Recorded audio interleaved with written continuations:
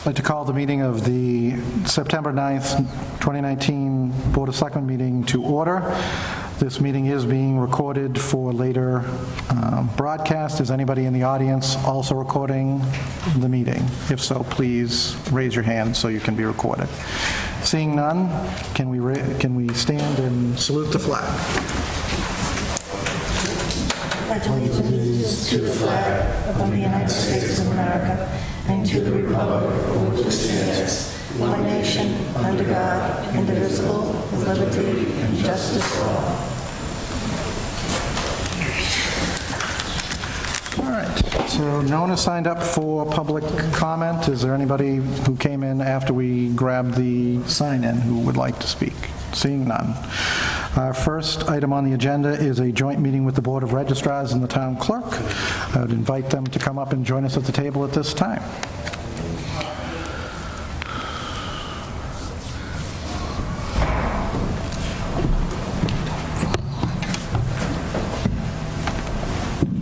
You got the room there? Yep.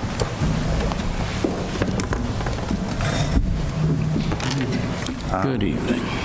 I will ask the Chair of the Board of Registrars to call her meeting to order. I'd like to call this meeting to order, the Board of Registrars of Voters. Welcome. Thank you for coming in and spending some time with us. There's a proposal to form a subcommittee to try and investigate ways to encourage more participation in local elections. So we're here to try and figure that out. So, Madam Chair, do you have anything? Does the committee have any recommendations, suggestions, thoughts? I do have a few thoughts. We discussed this a bit before we came up here. I think primarily the purpose of the Board of Registrars of Voters is to preserve the integrity of the vote. We handle registrations, recounts, complaints. We ensure there are properly trained poll workers. But we have encouraged voter registration, in fact, through a program that you, I believe, initiated while you were on that board, Mr. Carpenter. We will be continuing those efforts at the local high school, and we will also be working on continuing training of poll workers with the high school students. So we consider those efforts important, and we will plan to be continuing them. I believe, and I'm going to defer to our town clerk here, about the specific rules of engagement for the Board of Registrars and what we can do in terms of encouraging voting participation. I think, yes, it is everyone's civic responsibility to do that, but it is not a legal requirement to vote. But I would also have you take a look at the recent Yankee Express, in which all of the voting percentages from the local area towns were published. Auburn is right in the middle of the pack at 9.17%. The voting rate went down as low as 1.81% in the town of Douglas. So we are in the middle of the pack in terms of those percentages, but I think we would all like to see greater civic participation. Yeah, and I just took some percentages from the past 10 years. This year it was low at the 9%, which we were in the middle, but all towns close to us were all complaining that they were low percentages this year. So, but basically we were right in like 17 to 19% is consistently what we've had for the local elections. Like just a couple of years at the 9, and this year being 9. And, unless there's something on the ballot that the voters want to come out.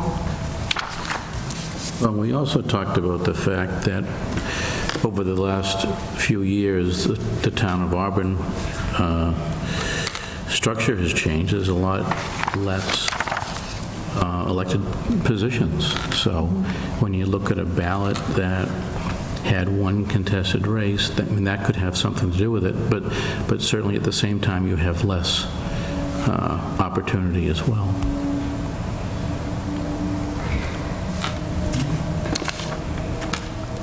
I think it's a community that, however, that, we can make some efforts as a community to encourage voting, and whether those are through our civic organizations, our registered political parties, anything like that, any kind of promotion to get out and vote, and I think that is important. As a matter of fact, next week is Constitution Week, from September 17th through the 23rd, and there will be some highlights about that. It is a nationally recognized day, voted in by Congress, and I think to have our citizens be reminded of that is important. So I think the message has to be consistent too. So I would recommend perhaps looking at our existing methods of communicating with our community, whether it's through our town Facebook page, things like that. The media has changed, and it's a little more difficult, I think, to get the message out, but it can still be delivered. Board members have any thoughts or comments? I don't mind going. So first, I have a question for Ms. Grimo. The 11% last year, I know it was very low. 9%. 9%, I'm sorry. But you just said that wasn't a trend, that was just... No, I mean, as far as the towns, our surrounding towns Right. were all low. For us, 9% was low. Right. The last time we were at 9% was in 2017. Basically, all the years between, back to 2009, were 16 to 19, so pretty consistent at those percentages. But we didn't have a whole lot on the ballot last year. We did have the non-binding question, but there wasn't anything that went out on it that drove people to come out. We can't send out literature on that. So, as far as getting the word out, it's always on the website, usually a year in advance, because I have the election calendar for the following year, starting when we start with the Citizens Academy. So when I did Citizens Academy this year, I already had the dates for the 2020 election. So we're talking a year in advance. We've got it on the census that goes out in January. I have town meeting on there, and I have the annual town election on there, so that people know what the dates are. Do they remember them in May? Probably not. And then our election is the third Tuesday in May. This year, being the third Tuesday in May was late. It went into Memorial Day. I don't know if people started their vacations early this year, but it was really nice out. So, that played a part in it too. There were sports, parents go to games and forget to vote. If I may. Other than that, I'm hoping, we've all had this discussion. Auburn, as a town, doesn't really have that central focal town place, but maybe when we have the Drury Square, maybe there'll be a place to put a banner or something. If you had something, some towns, the huge banner that goes across a road up, town election this week, or town election in 3 weeks, or... Well, and along that line, I don't know if businesses would buy in, but more and more we see the electronic message boards. I mean, we might be able to partner with some of those folks to have them put, for a period of time, town election information on their boards. That's a good idea. Yeah, they're already offering their boards for emergency Right. Yep. notices, so I'm sure they'd be willing to do a civic. So I have a couple more questions about voter percentages, and then some thoughts, if I may. So of our, whatever the number may be, 16,000 or roughly 17,000 voters, what percentage of those are registered voters? For 16,000 residents, we have about close to 12,000 voters. 12,000 voters. And of those 12,000 voters, we know that an average of 17% vote in local elections, with the exception of, this past year. What about state elections? Do you know that percentage? It all depends. I mean, I could have brought all those. I do have Yeah. all those percentages. It depends on who's on the ballot. But am I correct that it increases from your town election to your state election, and the largest percentage would be your federal elections? Typically, a presidential primary, like the one that's coming up in 2020 in March, is very low. They are anticipating that to be busier than it was in 2016, which was probably about 50%, 55%. So if March brings out 60, 70% out to vote, I'm going to have signs up, hopefully there about, we have the 2020 census going out, the US 2020 census. I'll have that information out there so people will see it. Also try to get some kind of signs up that the local election's coming in May, just so hopefully it, gets embedded. But it all depends on who's on the ballot. If somebody's up for re-election, presidential, versus re-election, new president coming in. So I'll just offer my thoughts on this, and I spoke to Mr. Carpenter briefly about this. My concern about us forming a subcommittee, specifically any member of the Board of Selectmen serving on this committee, is one of us is up for election or re-election annually. The town clerk is up for election every 3 years. As just stated, the registrar's jobs are to maintain the integrity of elections.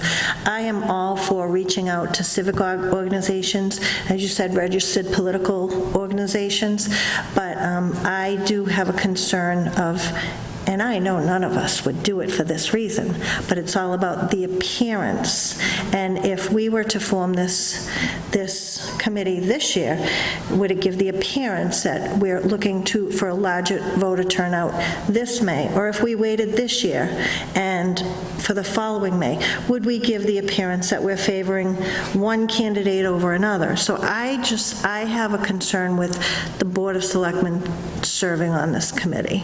But I'm all for reaching out to civic organizations. I think it's a great idea.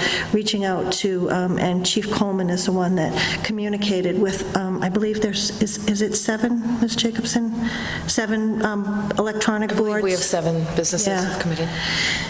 We're not promoting anything but information, so I think that would be a good start. So I think that we need to have some more conversations before we form a subcommittee, and that's just my view, and there are only 3 of us here tonight, so thank you.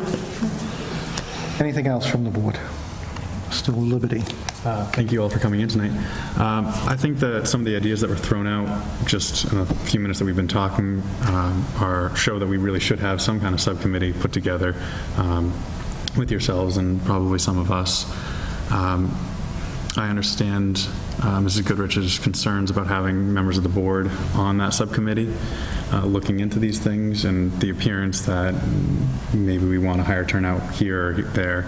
And of course, like you said, none of us on the board would try to do that, but the appearance is important.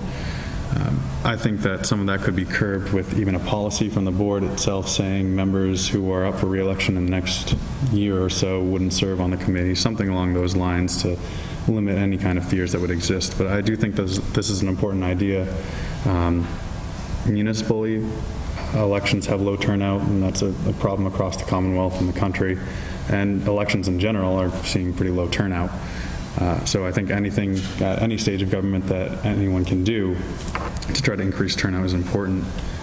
So I would say that this is still an important idea to move forward with. And of course, my next question would be, is there any interest in serving from your side on a committee? As far as a subcommittee, registrars cannot be a part of any committee. They can't be on a committee, otherwise they have to resign as a registrar. And I can't be in part of the register, because it's a board of 4. So maybe, putting it out to the public to see if you would get people that are interested in serving on the committee. I mean, I have to agree, with what Mrs. Goodrich had to say about, the appearance itself, who's ever up for election, it could be problematic. So, another idea is this, I do have student involvement that I've had the civics class in there. not all of them are registered voters because they're not old enough to be voters yet. But out of the ones that are voters, maybe students, to get them involved in some kind of a committee would be a good idea, because they can come up with some ideas and they can get the word out, or that might be an idea also. Yes. My reason for starting this, I think I've probably been on more ballots than anybody sitting here, so, and I am up for election next year. And in that it's my idea, I'm not necessarily willing to say I don't want to serve. So I guess I don't understand where the concerns come from, but that's okay. We all have our opinions. And asking you guys in wasn't to point a finger at anybody, and I mentioned this to the town clerk. If that was anybody's thought process, that I was saying somebody wasn't doing something, that's far from my point. My point is we have a problem. 2009, yes, we had more people on the ballot, but we still have some fairly important positions that are on the ballot. And to me, library trustees, that's a pretty important job that we still elect. The town clerk is a pretty important job that we still elect. And the Board of Selectmen is a pretty important job that we really should be electing. I have my ideas about other boards that I'd like to see returned to elected, because I think this isn't the best system of government that we could come up with as far as citizen participation is involved. But I think we'll leave it at that for tonight. But I thank you guys for coming in, and wish you guys a good spring. Thank you for having us. And would it be appropriate for me to ask to adjourn this committee? Thank you. Thank you. Thank you very much. Have a good night. You too. All right. Give them a few minutes. Next up is Eastland Partners, a continued discussion on a project before us. Sure, absolutely. So, I get the big chair. Butters present currently, so I will open up to board members for any comments or any questions that they may have at this time. Mrs. Goodrich. Thank you. I have a couple questions on the packet that we received. Great. So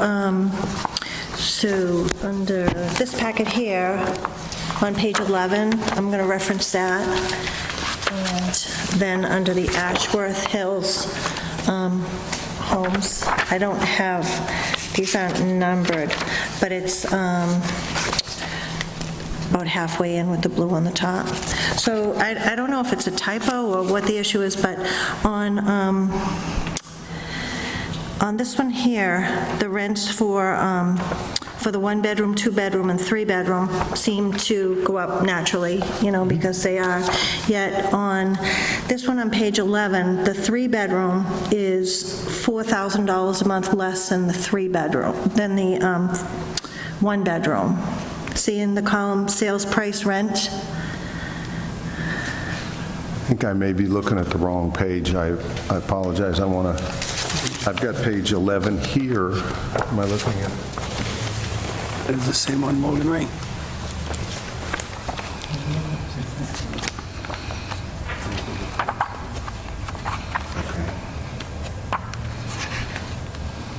I mean, I assume this is the document you're turning into DHCD, and there are conflicting numbers on it, so I just wondered why in one packet it's listed for a three-bedroom at 13 and one at 21. I think if I may be mistaken here, but if the rental rate, if it is saying somewhere that on an affordable, that the rental rate is 21, is that what you're saying? Then it's So I'm just looking at the affordable rates. okay. So on page 11, if you have that, on the affordable rate for a three-bedroom, it's listed as $1,316. Right. for a two-bedroom, it's listed as 1418. It's backwards. Okay, so, and that's why I pointed that out. This is a document that I believe that you're turning into DHCD, that we'll be taking a position on. Right. So that's an error on this one? It is an error there. I Okay. apologize. And as we were even looking earlier tonight, we noticed one other that in the application or the draft here, it talks about the building being 70 feet tall, when in fact that it's like, would be 45 would be the maximum. So I figured that one would be coming up and scaring everybody too. So I apologize for that. And I'm not sure if it's fortunate for you or fortunate for the audience, but I went through this entire packet this weekend, had pages and pages of notes, and then just drove off without my copy. So, but I do remember a couple of the significant issues. One being, again, looking at the median income, and it's back to that same page, for the maximum income of affordable units, August 7th, 2019. You have a median income as $97,700. So that number really jumped out at me because we've been doing this for a long time. Right. And it seemed very high. I pulled our economic development strategic plan and have, from 2017, and have Auburn listed as 72,695. So I'm just wondering if you can explain to me how we got to a medium income, which seems very high for Auburn. I mean, we want it climbing, but we also want it accurate, of 97.7. Help me with this one. So that rating, the $97,000 rating, that was for the greater Worcester metro area. As you'll see when we submit our pro forma later, there are two different ways that you can look at medians and how you would determine affordable rents. One of those would be for the zip code in Auburn, and the other one would be for the greater metropolitan area. So, to follow up on that, if I may, so when we go to look at the rates for affordable housing, are you telling me, although it's not the rate for Auburn, you're just looking at Central Mass, that's the rate we're going to use? Right. There are a couple, they're called MSAs, which is a municipal statistical area, and that's how they're determined. I have a problem with I that, think too. what Clay's saying is it in the way DHCD and the Commonwealth looks at it is they bring it down to the metropolitan statistical area, and they set these rates. And I agree with you that the Worcester region, by and large, by the numbers, if I understand, comes across with a higher number than Auburn itself, but that's the number that DHCD uses in evaluating. Okay, and not now, but sometime this week, if you could get the link or whatever to that will. information to Absolutely. Julie. I'd like to look at that. That's all I have right now. I had much more, but those were the two that jumped out at me. Get another bite at the apple in a couple of weeks, so. Anything else from board members? Going off of what Mrs. Goodrich said, so you said that DHCD uses the Worcester, or well, not Worcester specifically, but the metro area as their guidelines. Would you happen to know what the area code median income would be? For the area code For in 01501 Auburn? In Auburn, I believe it's somewhere around that $70,000 range. Yeah, and that was pointed out in the PowerPoint presentation as well.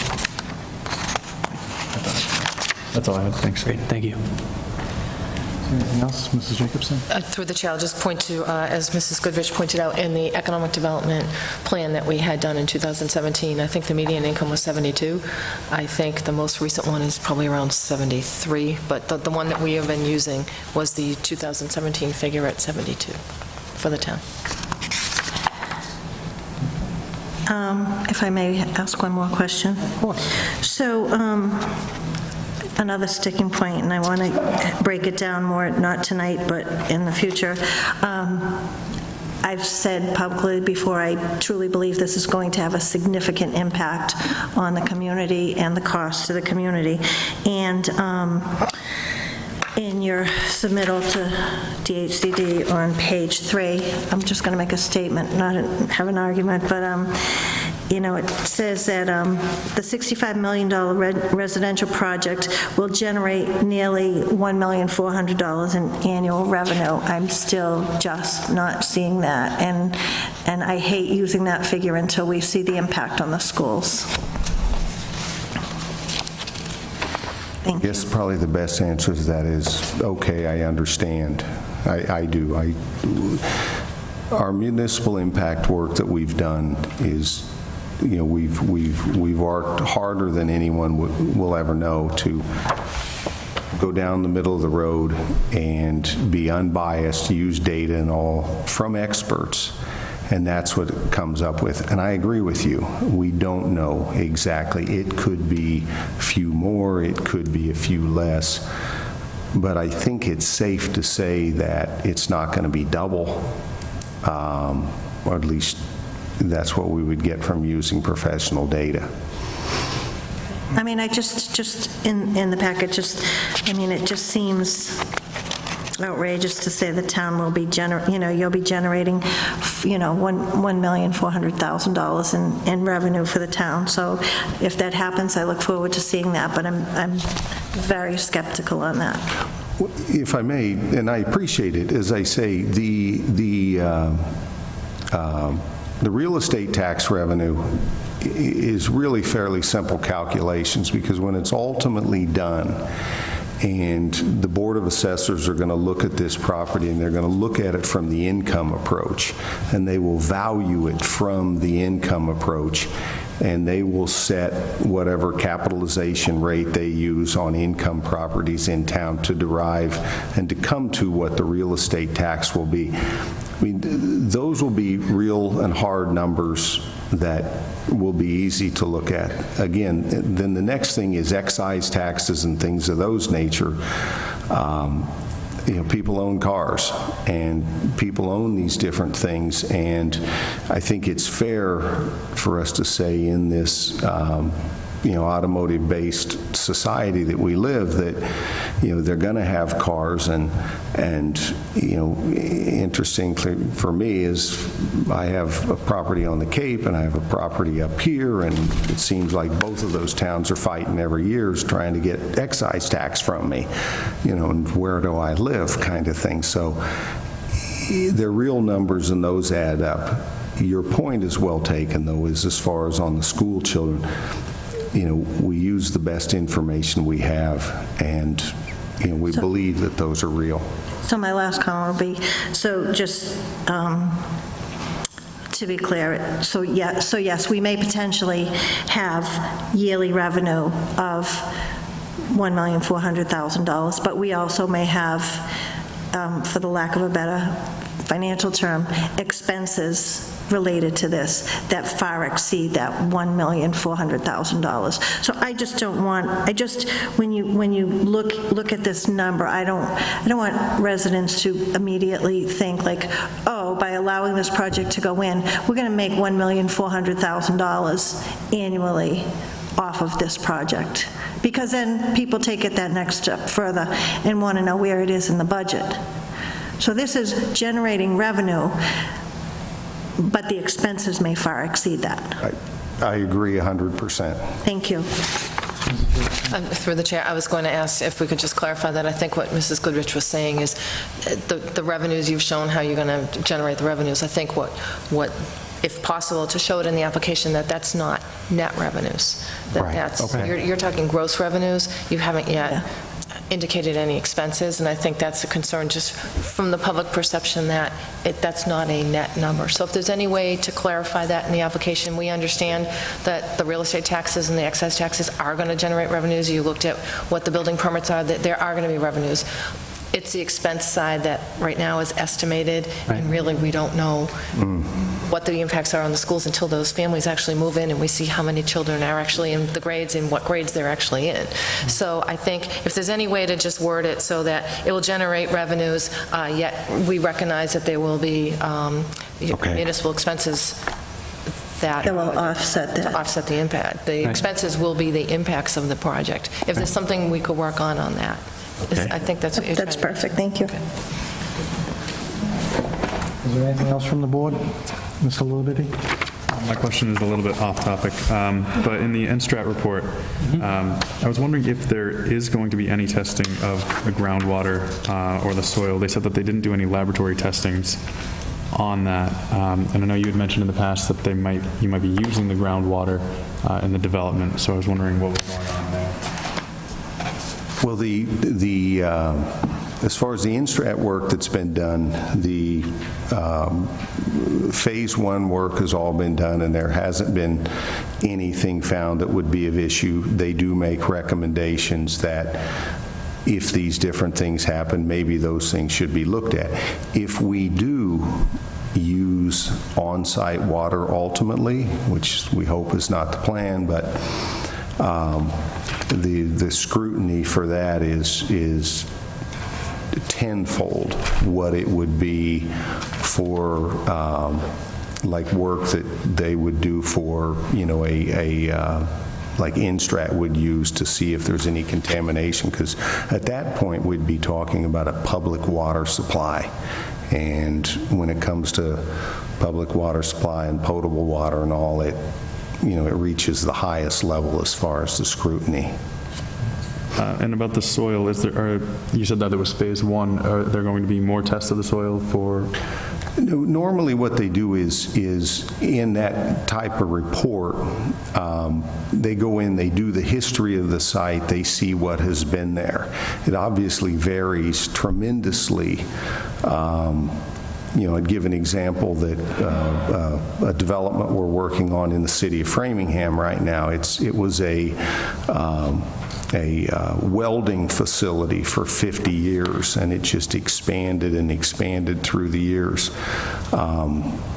That type, when they go and they look at things, mostly when they talk about soils testing, they're talking about dig stuff up, let's see, if anything was poured in the ground or anything of that nature along the way. From all the history that's available, even things today with like aerial photography and things that, believe it or not, goes back 60, 70, 80 years now, they can look back and see, has that site been forested, all these years or whatever, and they kind of know that, nothing's gone on there. All right, thank you. Is there anything else? Mrs. Goodrich? Thank you. I came across another question that I had on the page that talks about the Auburn DHCD rents and the utility allowances. So I'm a little familiar with RCAP Solutions, and I'm wondering how these are automatically built in, and isn't funding for RCAP based on whether they are funded? That was something that was done through one of our housing consultants, David Cashman. In terms of the RCAP thing, I'm not so familiar. I do know that the way they calculate those rents is to look at housing as affordable. You would be spending no more than 33% of your monthly income as rent. So you would take that number and then subtract out that utility allowance, and that's how you would find that thing based on, the different types of HVAC systems and heating and cooling and cooking and things like that. I can look into the RCAP though. Because I know that RCAP has rental assistance for things like this, but it's strictly based on their budget and also who applies for it. So my concern is, looking at that page still, is that an affordable unit, a one-bedroom affordable unit is $1,316. After you deduct those utility allowances, which someone may be interested in renting an apartment, and we don't want to have what happened back in the 80s with the housing crisis. Oh yes, you can afford this apartment. It's only 1/3 of your income, and you're going to get this for your utilities through RCAP Solutions. And then I don't want somebody housed in an already overpriced apartment, in my opinion, for affordable, to be believing that they're going to get this utility assistance through RCAP Solutions, knowing that it's only based on what the Commonwealth budgets for annually. And when they run out of that money, the rental assistance is gone till the next fiscal year. Well, my understanding and in my experience is these numbers are set net of utilities. And for example, if you move in and it says that the rent's $13.16, but there's $154 available because of your income that can be spent on utilities. If you find that the building's not built right or something like that, and it's costing you $300, you can come back and it will be adjusted. It has to be adjusted to that. It does not. This is not contingent upon whether you can get this RCAP subsidy, if you will. That would be outside of it, and hopefully people, if it's available, I would say more often than not, people don't even know that it's available. And that was going to be one of my questions, how anyone who is applying for affordable housing, how they're made aware of this RCAP Solutions funding through the Commonwealth that assists with rental assistance and utility assistance.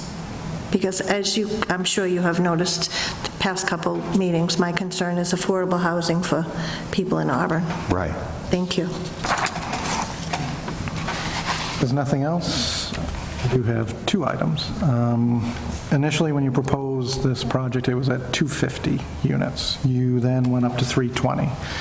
I'm sure people are concerned, and I know it's been expressed by at least one resident, about traffic. So can you walk us through what your rationale was to bump it up to 320?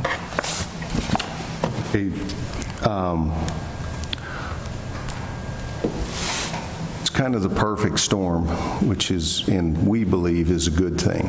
And I'll talk about a couple different pieces of this.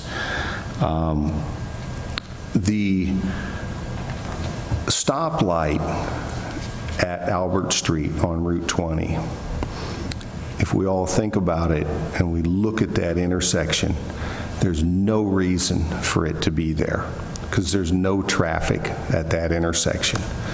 The reason it is there is that back in 2007, 8, and 9, ultimately in 2009, a townhome development on land that is actually in Oxford was fully approved.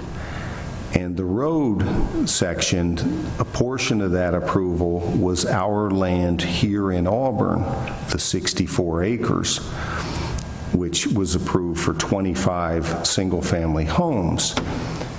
That roadway was designed to be constructed so that when that development was built of 320 units in Oxford, that traffic would all come through into Auburn and then down to this new interchange.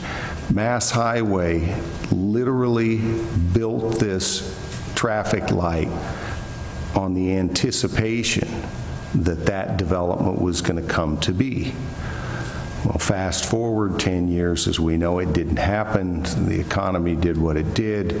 We've bought the property, and we're looking at it differently. So as we sit here today, and as going back on all the time we've been evaluating everything we're looking to do, we have a situation where a traffic light, traffic studies, all of that information had already been done in the past, anticipating that there would be 320 townhomes plus 25 single-family homes that would, in the future, would be utilizing that stoplight. So from a traffic standpoint, that's what we looked at early on, saying this makes all the sense in the world because it's already been planned for. Because if you've dealt with Mass Highway, it's not easy. And it's not easy for them to say, yes, we'll put a traffic light here or we'll put a traffic light there. You have to meet certain criteria for both now and or in the future for them to do that. So we were fortunate to have that information. Secondly, as we came in originally, with this whole 40B process, we originally looked at it and said, wow, this makes all the sense for 320 apartments at this location. We kept looking at it more, and we're doing the research, and we find that in the 40B and DHCD regulations, as they're written today, there's a provision called safe harbor. And arguably, the community, Auburn, if we did the traditional process and we went direct to the Zoning Board of Appeals, and we went through that process, within that, we don't know if they would, but they could say, because of the size of the town of Auburn today, we could limit this to 250 apartments. That's why it made that change. Then, as we've spent more time with things, we've looked at the site more, we've designed and looked at things, everything from going from 250 to 320. It virtually nobody from a neighborhood would even be able to tell the difference because of where these additional buildings would be. Couldn't even see them. You take that, you add that to the fact, as I mentioned earlier, as far as the traffic, the access and everything, that continues, to make sense. It's, can the site handle it? We have a 64-acre piece of land that we're looking to develop. I may be mistaken, but roughly 14, 15 acres of it, and the rest is going to be left at open space. So from that point of view, are we overwhelming the site? I think anyone would look at that and say no. We're able to do this. Everything from, another question or concern people normally have is conservation. Is there wetlands involved? And those types of things. We have all that information. Nowhere in this, whether it's 250 or 320, will be near a wetland, where, other than in a couple really small places, we're in what's called the buffer zone. Other than that, that's it. There's no wetlands filling. There's no impacts as far as that goes. The next piece of it would be that we came upon, and look at the opportunity that, the community has this situation where our hope is that ultimately this connection with Worcester Water can happen. And in our proposal, we believe and are planning that we can actually financially make the connection to the city of Worcester for Auburn, for water. And that helps the entire town, everybody involved in town, no matter where you are. The next piece would be the issue of, in communities, with Chapter 40B, we have this requirement that the state has said you have to have a minimum of 10% of your housing inventory meet certain affordable requirements, and until you do, a 40B proposal can come in and be pushed through your community, more often than not in locations that don't make sense. In our case, again, going back to the traffic's already been vetted, the site, we're not using a lot of the site. Any growth in what we originally appealed will not be visible from anybody anywhere. We said to ourselves, does this make sense? It continues clearly to make sense that by doing the 320 units at this location, from there forward, together with all the other work you've done with the school projects and all, it will put the town of Auburn essentially at 10%, where you will then be able to say, when that next proposal comes in, and it's in the middle of a residential neighborhood that's going to affect a lot of quiet residential streets, you as a community will have the ability to say, no, we don't want it there. And I've been involved in 40B for 20 plus years. And I'm a developer, and I can tell you there's been many times and cases where I've been in the room and I've listened to proposals that people have run forward, and I'm sitting there as a developer saying, that doesn't make sense. Let's not, we shouldn't do that in this location. All of the evaluation that we've been able to do, because at the end of the day, as a developer in spending our money and, trying to build housing, we also have to look at it and say, are we going down this road and are we going to spend, thousands and hundreds of thousands of dollars to ultimately hit a wall for something that won't work or it shouldn't be there? Every one of those things we look at continuously. And I can tell you, in my 30 years, I've never had a better site. It works, and, hopefully that answers the question of why, we increased. The 50 acres, I know there's a list going around as wants, needs, and desires of the town, and I know I mentioned earlier, you had mentioned the 50. Are you still committed to making a conservation restriction to that land so that it will not be able to be developed on? Yes, absolutely. There's nothing else from the board members. Mrs. Goodrich? Thank you. If I flip through long enough, I'd find my additional questions. So, again, and I get 40B, I know communities need it, and there's people raise the red flags and get nervous because they think low-income subsidized housing as opposed to affordable housing. So, I understand that these apartments, 1 to 3 bedrooms, the market rate will be $1,700 to $2,300 plus utilities. That's not an inexpensive rate for rentals, and the affordable will be $1,316 to $1,530 plus utilities. Right. So, have you ever,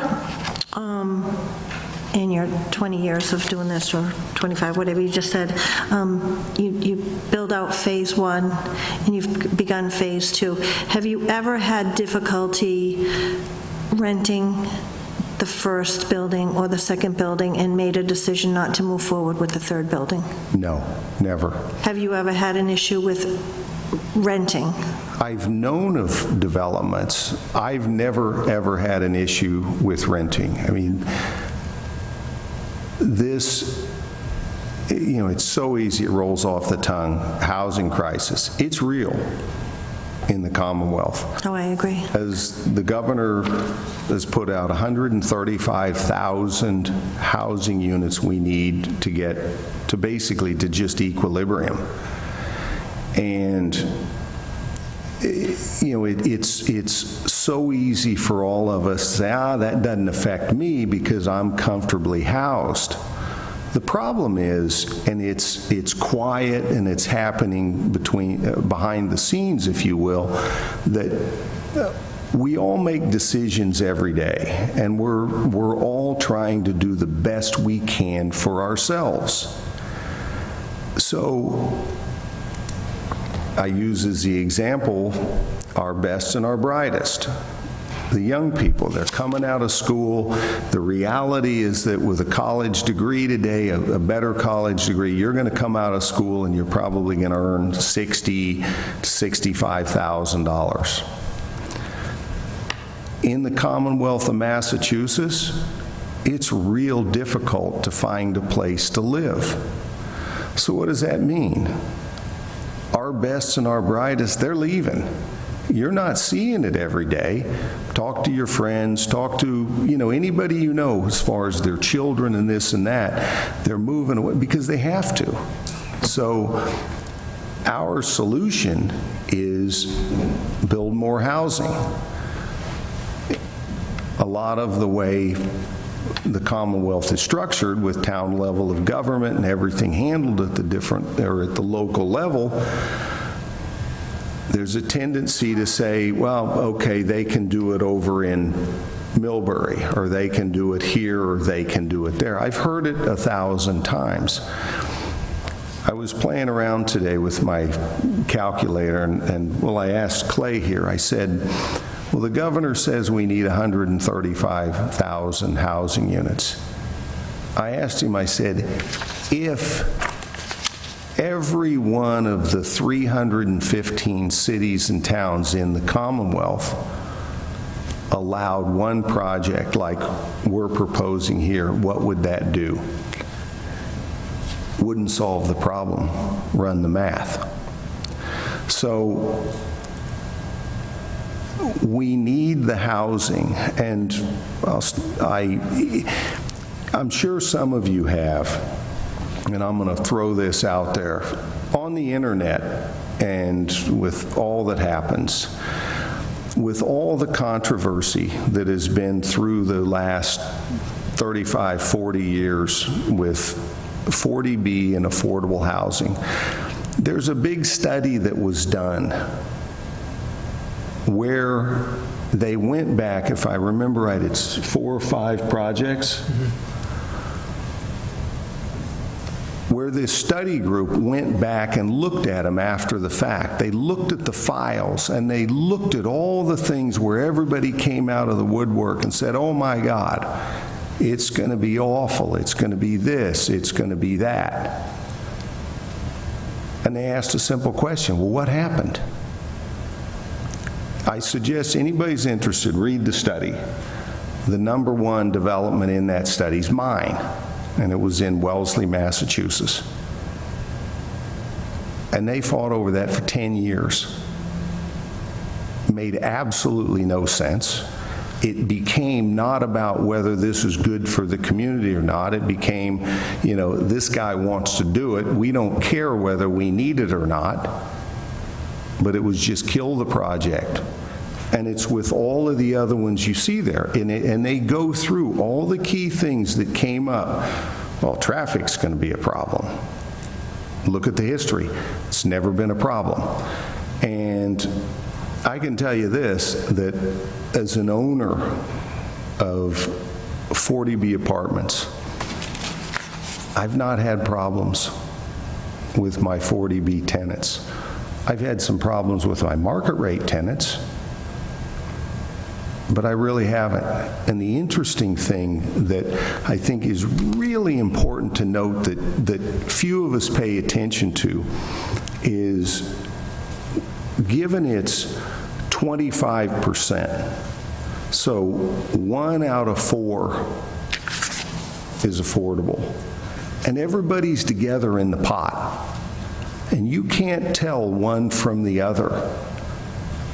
I'm telling you, from my experience, that's a good thing, because, be careful how I say it, those that have plenty and more than enough get to see those that don't, and those that don't get to see those that do. And I think everybody wins, because everybody's together. We need this in our society. And zoning is such in the Commonwealth that it is next to impossible, and we're left with 40B. So We can do a last round, and then we have another meeting. So, Mrs. Goodrich, I see May that I? you have a question, so please. I do. I have 2 questions, and I'll try to be brief, and thank you, Okay. everyone, for waiting. So, first of all, I agree we need affordable housing, and the message we need to get out there is a better understanding of what 40B is and what it isn't, because it's not subsidized low-income housing. It doesn't fall under the Housing Authority. And I appreciate your comments about the Wellesley, and there was another one in your report that I believe, I don't recall the town it referenced, but it also, both of those communities were about 54 units. So I just find, we're just doing our due diligence here. There's certainly much less of an impact on a community at 54 units than 320, especially, again, to our school system. So, I appreciate that you went through a 10-year battle in Wellesley over 54 units, but we're looking at 320 units in Auburn, and I believe it will work out. We just need to do our due diligence here and ask you the questions we need to. If I may ask just one more question about the housing, because again, my focus has been on the affordable units. How do you address like someone being overhoused and making that unit available if, say, somebody has a 3-bedroom home and the kids grow up and now they still met that criteria because they had a 5-member family, but now they're down to 2. How do you address someone being overhoused so that that unit is available for someone who needs it? I haven't had a lot of experience with being overhoused. I've had a little experience with the affordable homes. Every year, everything gets looked at again, and your income gets reviewed and all. And I can tell you that my first experience was within the last year. Never had the situation. And came upon it where people no longer met the guidelines. And in that situation, it's interesting because what happens is they have 2 options. They can move out, or they can move into a market rate home. And that's the way it works. I can't tell you the exact timeline that it works as far as that, but it is, everything gets audited. The scrutiny is significant. And everything from, the business numbers, the annual audits that go on with that, but also all of the residents, all of their information, and, you'll be given whether you're in compliance or not in compliance. If you're not in compliance, that you've got a certain amount of time, to fix those things. Again, as I say, I've been fortunate with good management that I haven't dealt with that a lot. Thank you. Thanks for answering all my questions. Anything else?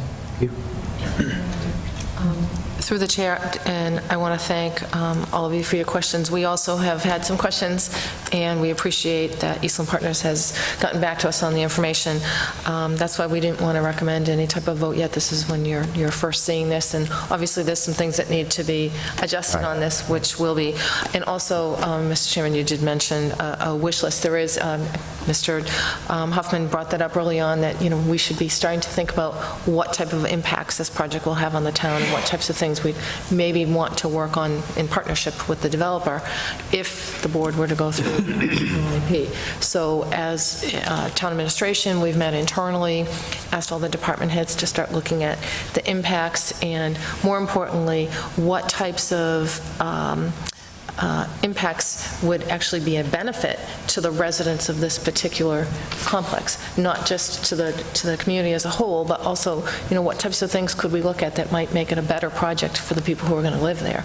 So we're starting to put that list together. We need to go back and make some tweaks. We had a preliminary meeting with Mr. Huffman just to see if we're on the right track as far as, is this what what the developer is looking for us to do. And then we can start to circulate, our draft list. We've had to take a couple things off. What we're trying to avoid is putting something on a so-called wish list that's an operational expense, because there will be revenues, and the intent of paying taxes is to pay for the operation. So we're looking beyond the operations, recognizing that hopefully we cover any additional salaries of any additional positions, temporary or full-time, that need to come out as a result, and that's the kind of analysis we're doing.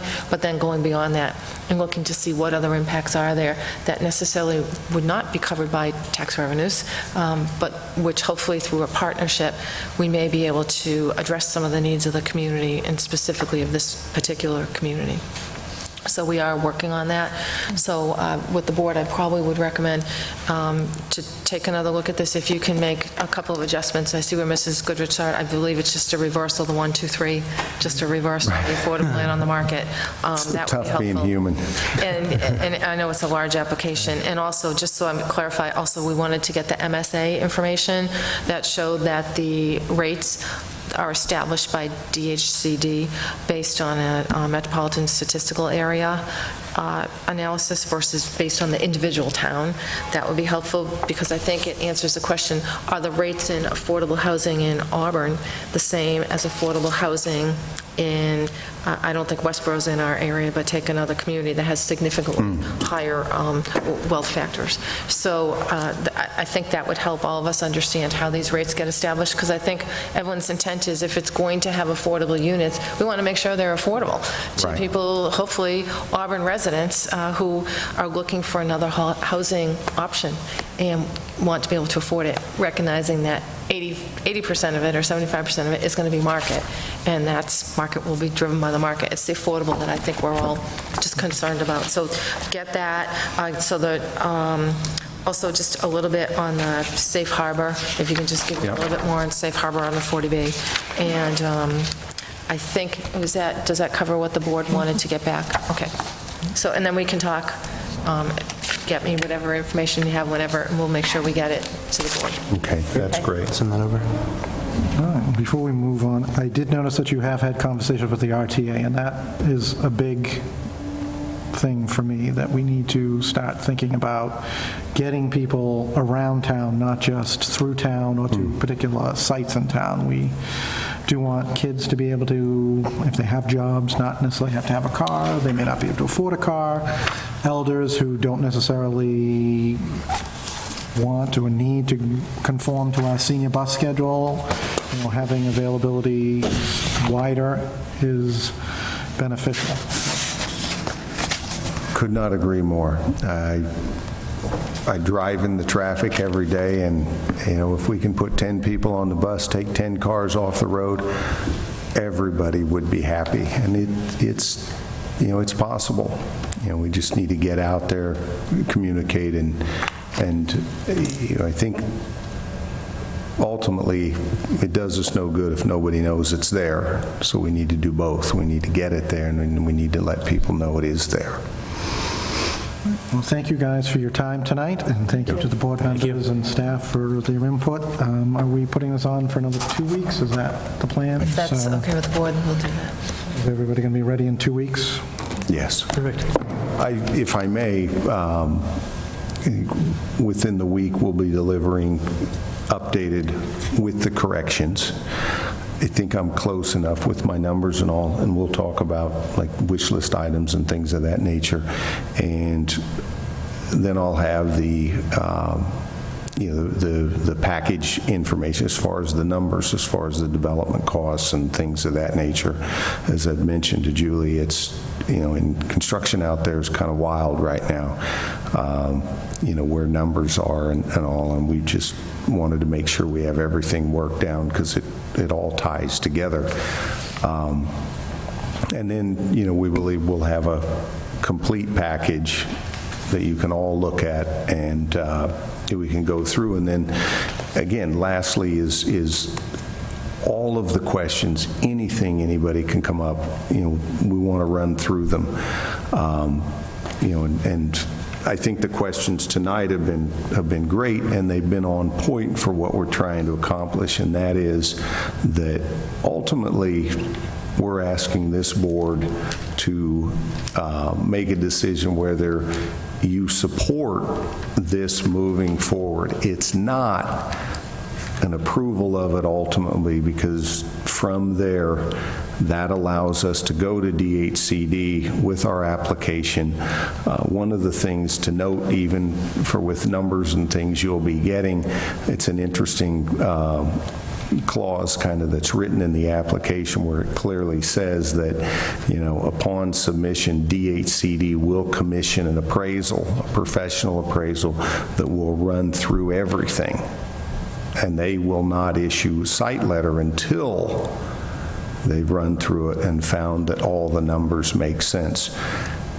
At that point, at this level, we're kind of out of it. Then we go to the ZBA, who in this case kind of are the stewards of the permit process. And, then we start getting into the nitty-gritty of all of those factors where everything from traffic studies updated and everything, will all be scrutinized as to, making sure they make sense. So, again, thank you. Thank you. Everyone. Good night. Good night. I ask board members to move up member Board of Selectmen General Item 6A. So moved. All those in favor? Aye. We have a outdoor entertainment license for Century Sportsman Club.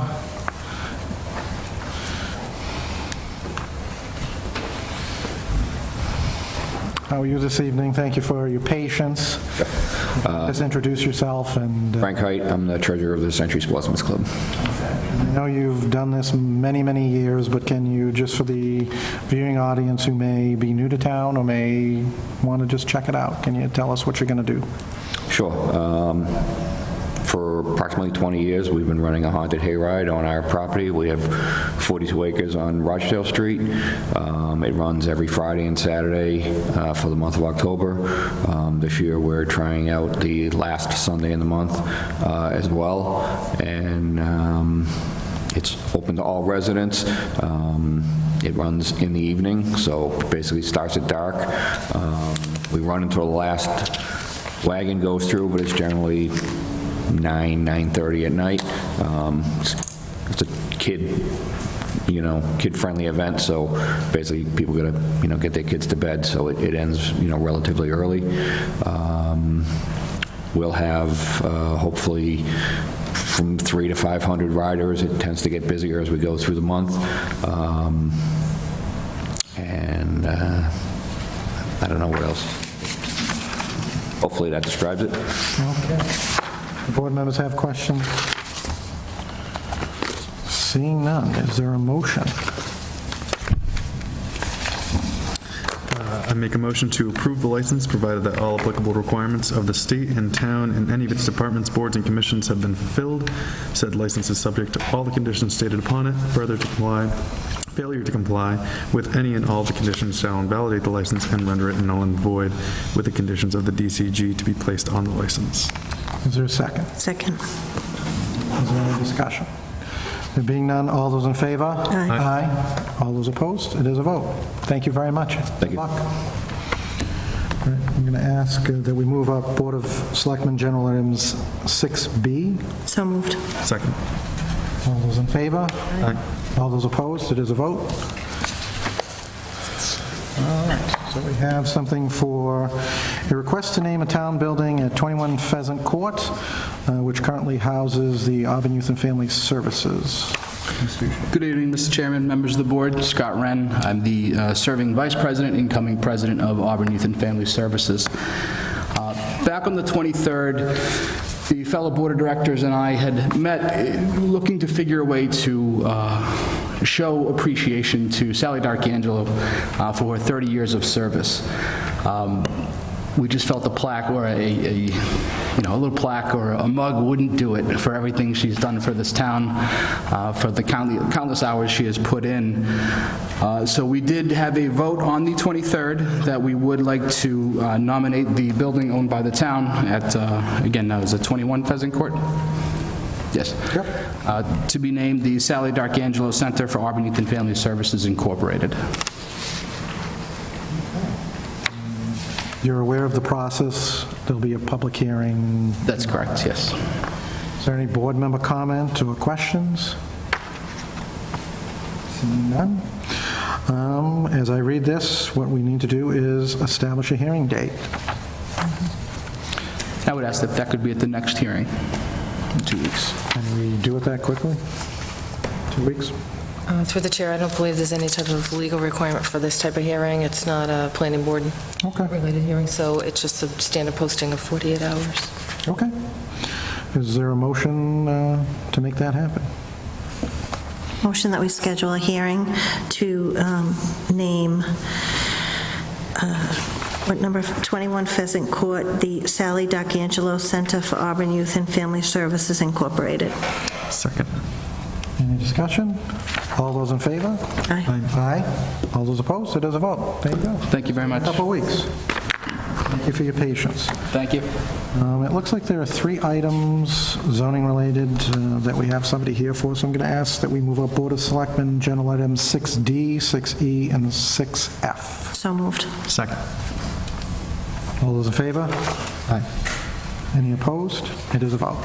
Mr. Menard is here, so why doesn't he come and join us? And Darlene, I don't know if you're here for this as well, but please join us at the table.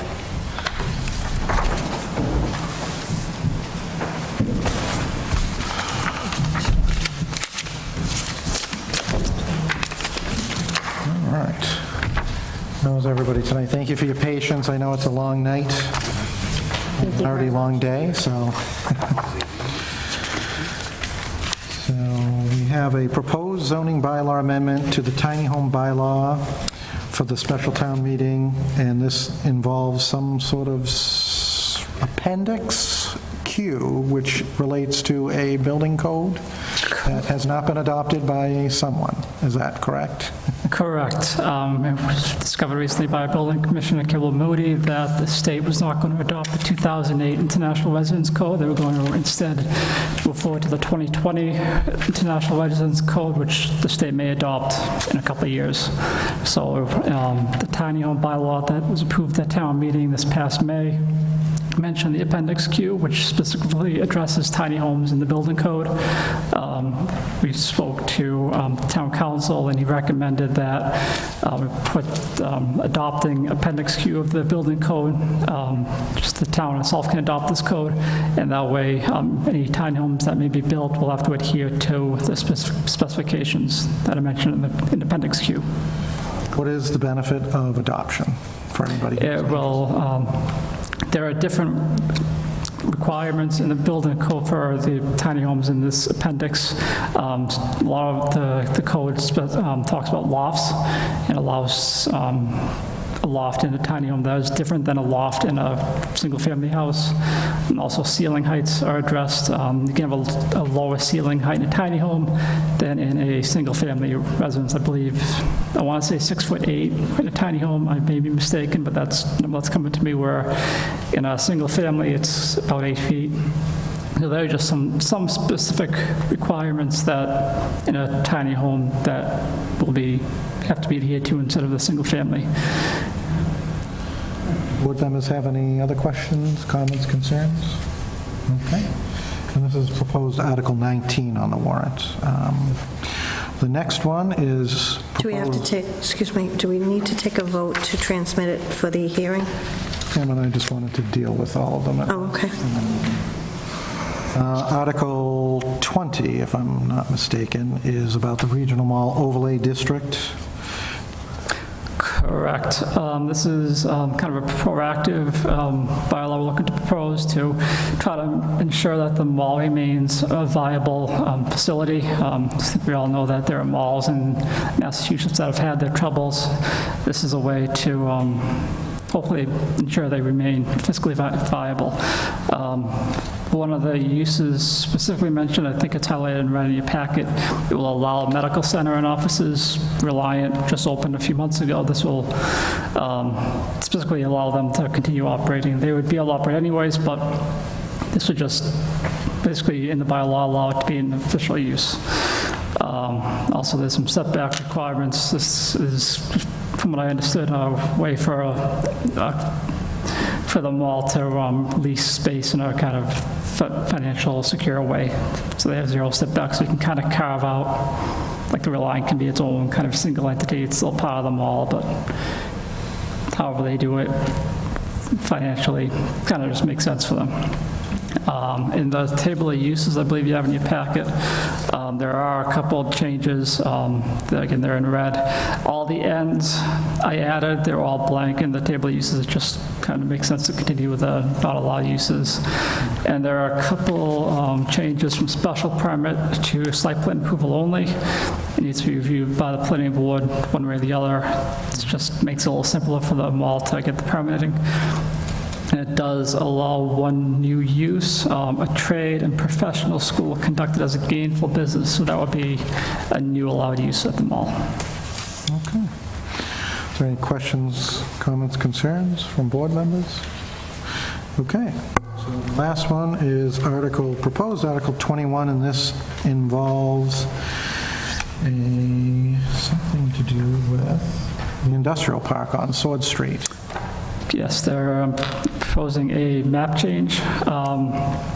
Currently, in the industrial park district, if you look in your map, there are several parcels that are split between the industrial park district and the residential district. Whenever the map was drawn, however many years ago, they didn't follow the parcel lines. This will rectify the parcel lines, so those that are industrial park already, just the whole parcel will be an industrial park.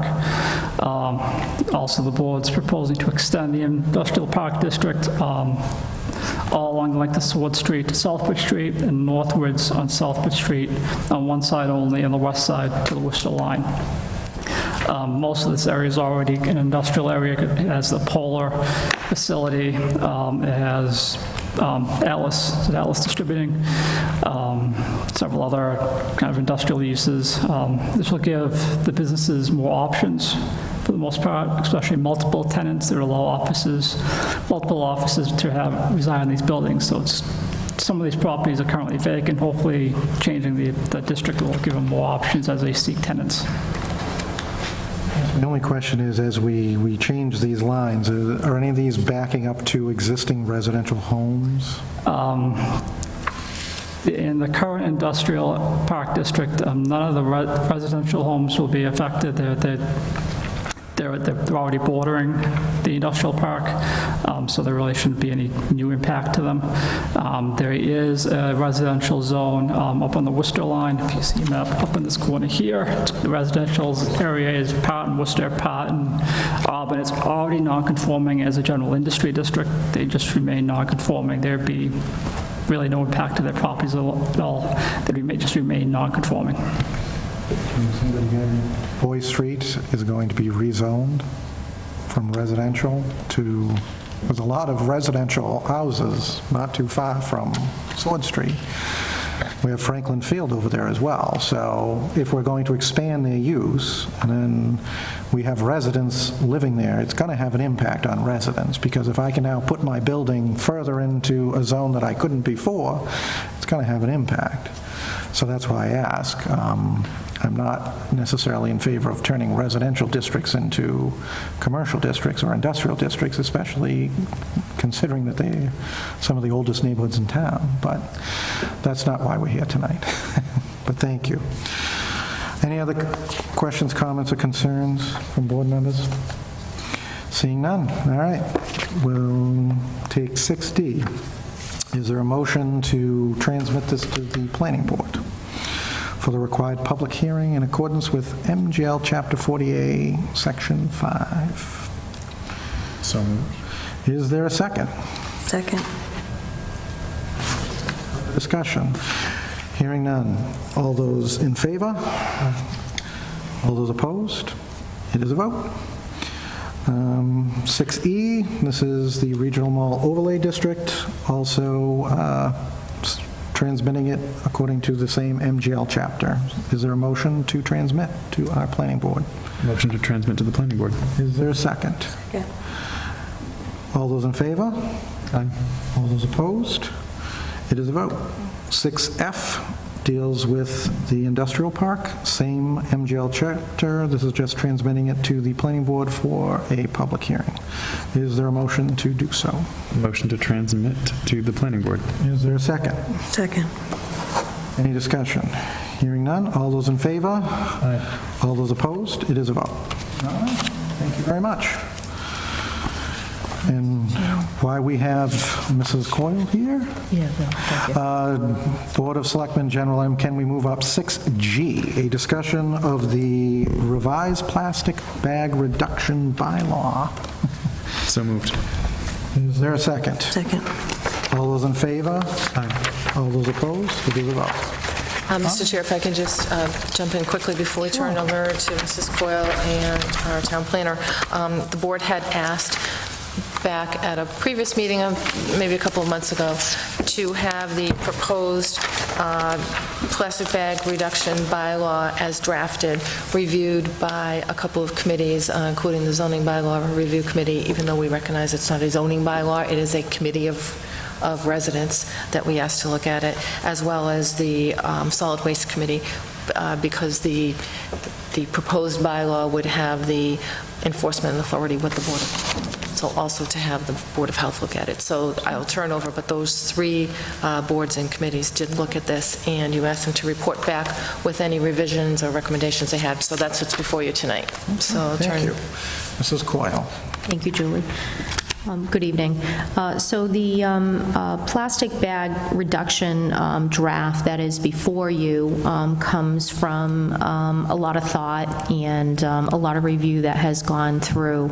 I think it's been probably a year and a half, 2 years ago that we first had the discussion regarding it, and we did have a draft with a lot of great language in it.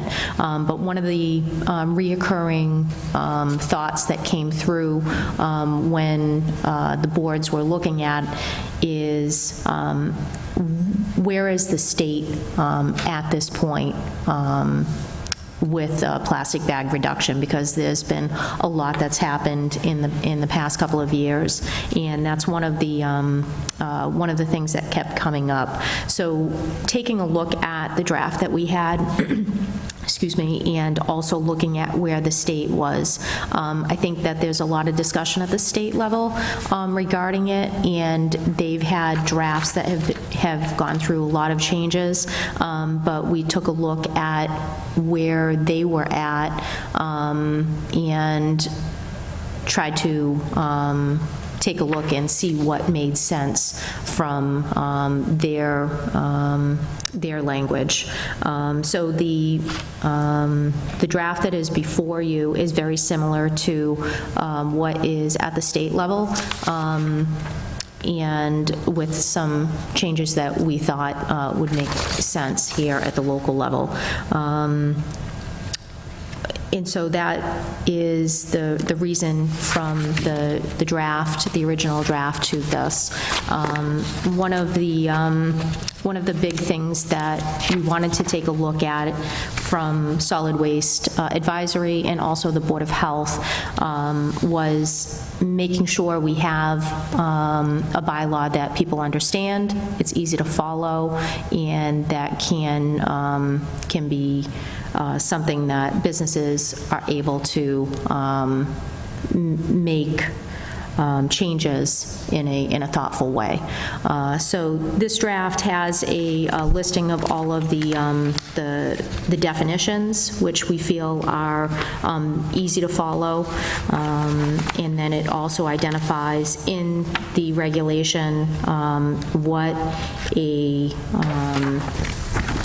a single-use bag is. It identifies the 4 mil thickness or less, which is an important piece to understand what we're talking about for thickness, and then identifying what establishments this would apply to with some common sense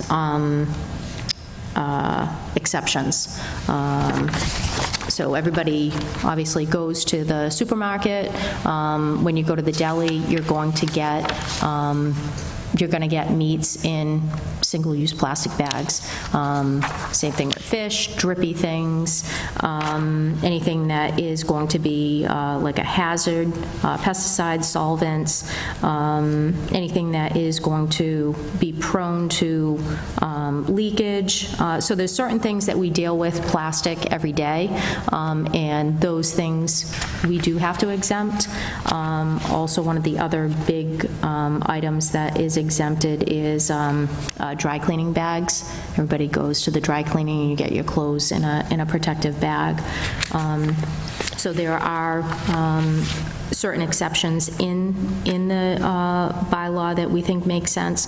And then also with that, at the local level for the Board of Health, we have tried to increase people's awareness of recognizing plastic bags, what it does to our solid waste in recycling.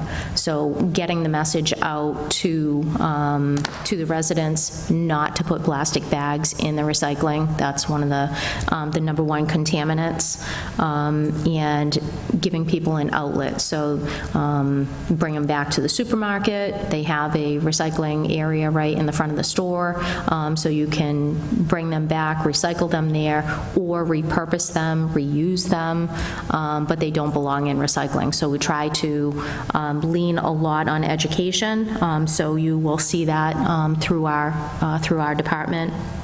But that is in addition to this. But we think it makes sense to work with the messaging that is in this draft bylaw. The bylaw would take effect 6 months after having been approved at town meeting, and there are enforcement authorities through the Board of Health. We're hoping that a lot of education can be put out in conjunction with a lot of the business roundtables, the Chamber of Commerce. We're hoping to be able to work with those businesses if this is something that moves forward for town residents.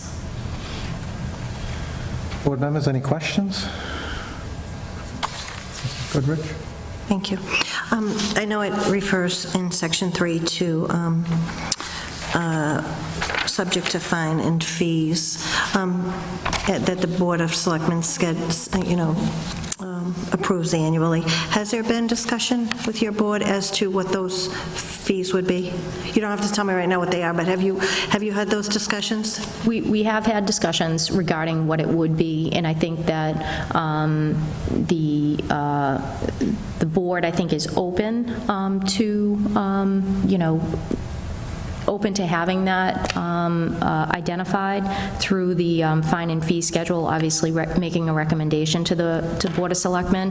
But we're hoping that there can be some warnings that don't have to hit people too hard, because we know that there's going to be an adjustment period to get people to understand what is required for the plastic bag bylaw, but also recognizing that we don't want the reoccurring fines to be so low that it doesn't bring people to the table to come into compliance. And that's what I was going to ask, if they would, once someone's educated or given a verbal warning or whatever, if they would be progressive fines, because sometimes it's easier to just pay the fine than be in compliance. Exactly. That would be a progressive. So Okay. we want to have a balance there. If, we're going to be taking time to have to do enforcement, we don't want people to ignore it. It's an important undertaking. If we go down this route, obviously there's a lot of footwork that, that the town would have to do. So we don't want to go backwards. Thank you. Liberty? All right, I just had two questions. Actually, three, that was one of them. Under the reusable carryout bag definition. What section are you in? Oh, that's section 1. It doesn't say how thick. Actually, it doesn't say for plastic at all, so it would only be machine washable cloth or hemp or other fibers. But it does say under single-use plastic carryout bags under 4 mils in thickness. So I was wondering if a plastic bag was used that was over 4 mils in thickness, because there are businesses that have used those to try and said that they're reusable bags. If that would be considered in violation, or if that would be considered a reusable bag. So I have seen that mill change in different, I guess, bylaws.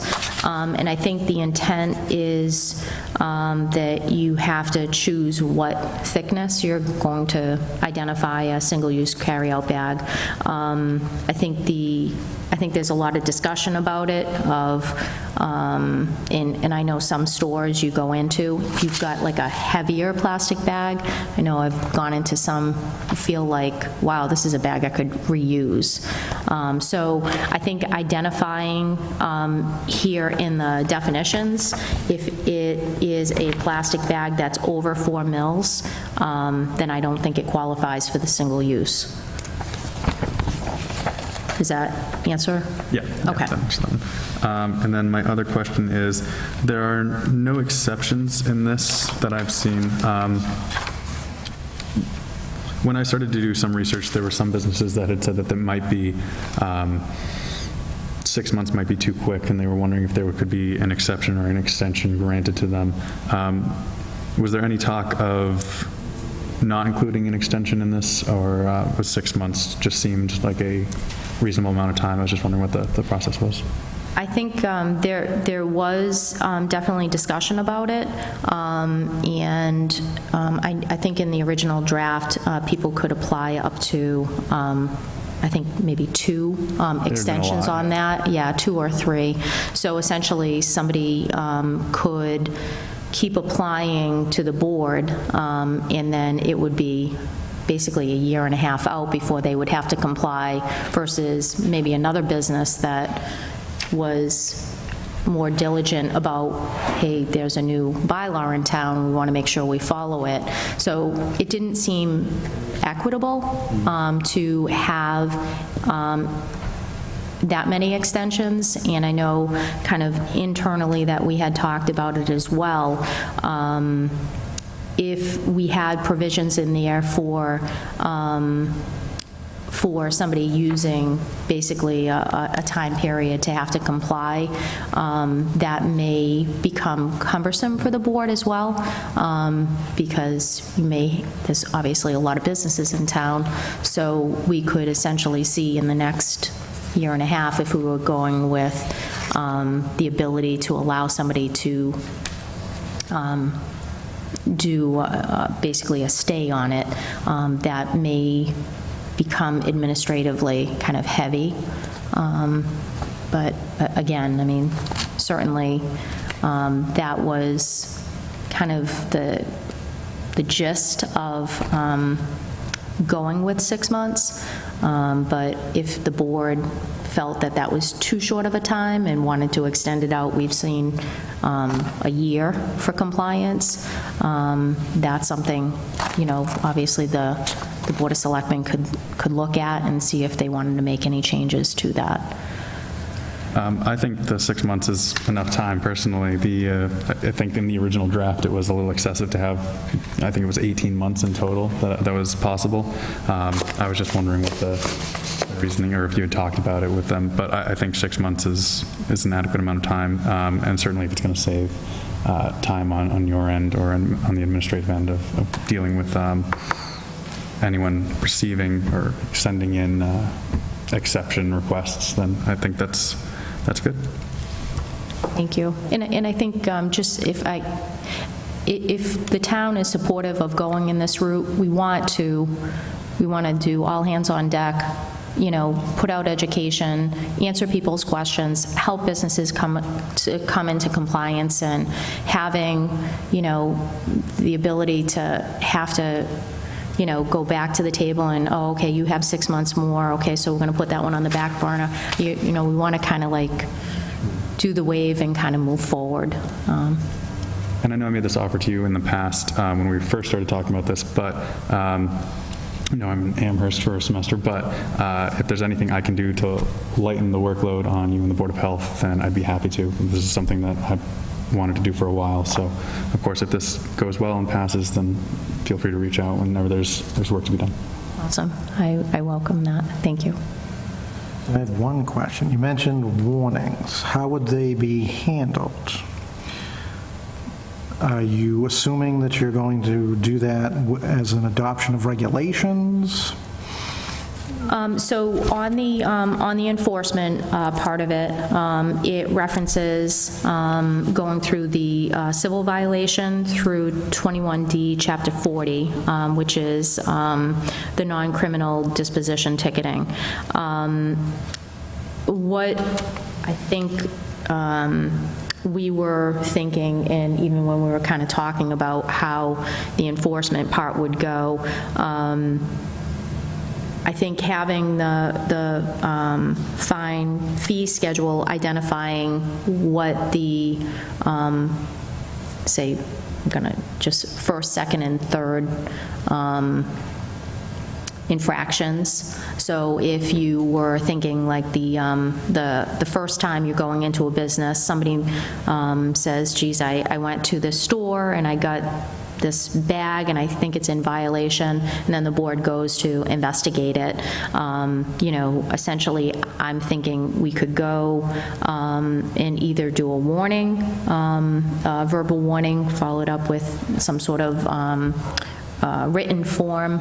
Typically, we do inspections for food establishments, for example, a written inspection report. So identifying it in a report, giving a time for compliance, and then following up to make sure that they've come into compliance. So a warning with or without a monetary fine to it. In going back, if that same business is not coming into compliance and is not seeming to meet the requirements of the bylaw, issuing some sort of fine through non-criminal ticketing. Currently, right now, when somebody is not in compliance, we try all aspects to try to work with somebody, but ultimately, there are cases where we do have to write tickets. So this would be part of the regulations that the Board of Health would adopt, or does 21D, Chapter 40, give you the authority to issue warnings? I think by having it in this bylaw, I think it allows us to write the tickets through here. I think there was a provision here that the Board of Health could adopt regulations under number 4 to implement, enforce, and administer the chapter consistent with the provisions. I think we could adopt regulations, but I think the authority in 3B, I think, allows us to write the ticket. I'm not worried about the ticket, I'm more worried about the warning process. How do I, as a business owner, know what to expect? Am I to expect when you walk in the door, you're going to give me a civil fine? Is, people chatter, whatever, whether it's accurate or it's inaccurate. She didn't give me a fine, he didn't give me a fine, yada, yada, yada. Why am I getting a fine? So to me, if we're going to do a warning process, I think it should be in the actual bylaw rather than a regulation, so that someone can read it right off as simple as possible. And I think we can put that into the fine and fee schedule. I think you can put in like first infraction, second infraction, third, if I'm not mistaken. I think that can be identified there. But, again, we can talk about the Board of Health doing a regulation, but it may be as simple if what I think you're asking is how is that process going to go? It might be as simple as identifying it in the Board of Health fee fine schedule. My thing is, if we have a schedule and says first offense, it's $25 or whatever amount it is, I'm expecting you to give me a ticket. I think we need to let them know that there is a warning process. So I don't know how you get there. My understanding was this was not going to go to town meeting. This was supposed to come back to the board, and we were supposed to look at it. And I may be totally wrong on that, but that was my recollection. We weren't gung-ho to get it at the next town meeting. We were trying to, get it vetted and then go through it. So to me, I'm a little uncomfortable sending it to town meeting because I'm not necessarily comfortable with all the language that's in here. I think we need to make it as plain language as possible. I think this is, to people in the industry, I'm sure this is very common, but if I'm just opening up a shop today, I may not understand a lot of what's in this regulation. So that was the takeaway that I got from it. I mean, I know there was a lot of work put into it, and that's always appreciated, but I was not expecting this to go to town meeting. For the fall town meeting, I was thinking there was more review time back and forth, but again, I could be mistaken in my recollection, so. And through the chair, it was our understanding that the board wanted to have it back early in September so that we could get it on a town meeting. So we did put a placeholder on the warrant, should the board still have the opportunity to make any tweaks to it between now and the time it goes out, which would be October 1st. So this would give the board, a couple of weeks to take a look at it. So the board wouldn't necessarily have to vote on the language this evening. We would need to have that final language by, I'd say it goes in the mail on the 1st, so it should be to us a couple days before that. But it was our understanding that the board wanted to get this on a fall town meeting, because if not, it had to wait until next May. And as I said, it could be totally mistaken Yeah, so, on my part. I mean, it's up I to the board, wasn't ready however you for want it. us to proceed with it, but those were the deadlines that we initially put in. I mean, for myself, I mean, there's only 3 members here anyways. I'm not prepared to go forward with it even in 2 weeks. I think I would like to look at it for a little while, and I think we need to work on it and come up with some thoughts. But it's entirely up to the board what they want to do. Well, I think 2 weeks is enough time to look this over, but I mean, I've been reading them through. I think when we had 60 towns, then I read all through of those, and we're up to 88 or something now, so there are a few more that I could look at, but that's enough time to look through and make any edits before it would go to town meeting or before it would have to be mailed out. I do agree that I think it would make it easier for businesses if they could see the warning and fine schedule, but at the same time, the way this is written now, at least my interpretation of it, and Mr. Coyle can correct me if I'm wrong, that the Board of Health could adopt their own regulations that are very specific, so there would be consistency between what businesses that have violations are going to be handed. So if the Board of Health were to do that, then that could be part of anything that was mailed out or any part of educational program on their end as well. So it doesn't necessarily have to be in the bylaws, although the bylaws are more binding, for it to be consistent and get out there. Through the chair, if I could also add, early on, years ago when we did the zoning bylaws, and this is to Mr. Liberty's point, a lot of the older bylaws in town had fees and fines in them, and they had phases of warnings and enforcement, and town council had advised that we take that out of future bylaws and put it into the schedule of fees and fines that the board would vote on an annual basis. So if state law changed, if laws came about that required that you had to fine a certain value, that rather than having to go back to town meeting and revise a bylaw, you could have the Board of Selectmen simply vote to update the fees and fines. So I think we have been following that process with all of the bylaws, not putting a fee and fine, but I recognize the policy itself has generally been separate, again, because town council had advised giving the boards and commissions the opportunity to change them as the need may arise, especially if the state does pass something. For me, I just think warning language should be in there to authorize us to issue it. I don't care how you decide it. I just think that we're just talking about violations. We're not giving you the authority to So say... you're saying to put a warning... Correct. That I'm saying there's nothing in here that I see that gives you the authority to say, I'm not going to give you a fine today. So to the extent that we can clear that up, I think that's important.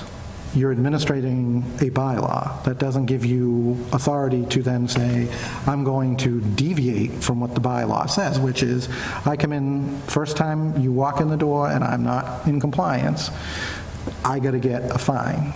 So to me, I think if we had language in there that said warning, that the Board of Health, whether it's the first time, the second time, I would rely upon the Board of Health and its agents as far as what you think is appropriate language. But I just feel that without that, I don't see, unless there's something in the rules that you've cited, gives you that authority. So that's why I'm trying to be more specific on that. And it certainly doesn't have to be answered tonight.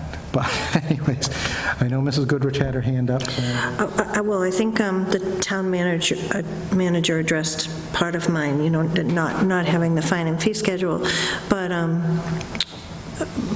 so a couple things. If the concern is that it's not clear in the bylaw that there is a written warning, you could simply put, all retail establishments shall be given a written warning for the first violation, and then be subject to the approved fine schedule, after that. But to make it easier, I assume we need to do some education to all businesses anyway. So I would assume, and correct me if I'm wrong, we will have adopted a fine and fee schedule and know just what we're doing when we adopt this bylaw. So wouldn't everyone be provided with not only the bylaw, but the fine and fee schedule? All retail establishments? Yeah, so I think that was one of the things that we had talked about too, was if the board was looking to move forward on this, we knew that we would have to propose a change to the fine and fee schedule as well. Obviously, taking input from the board, I wasn't sure where you would want to have those fines and fees.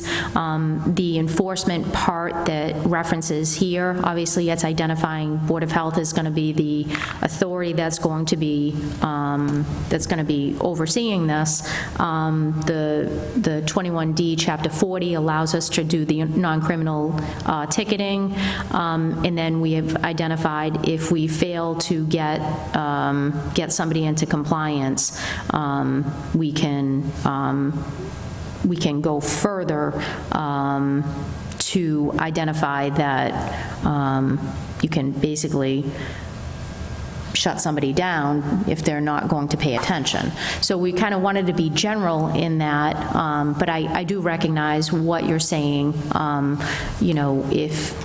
If this does move forward, having a regulation or even a policy, a written policy, so that everybody knows what is expected. That might be something that is a little bit less. The regulation part, I think, is typically a longer process because the minute that you put as Julie said, identifying the amounts in a regulation, then you have to go through and go through the whole public process again for changing any amounts. So I think that when we, a couple of years ago, came up with that fine and fee schedule that basically the Board of Selectmen votes every year, I think in October, we thought that might be easier to handle it there.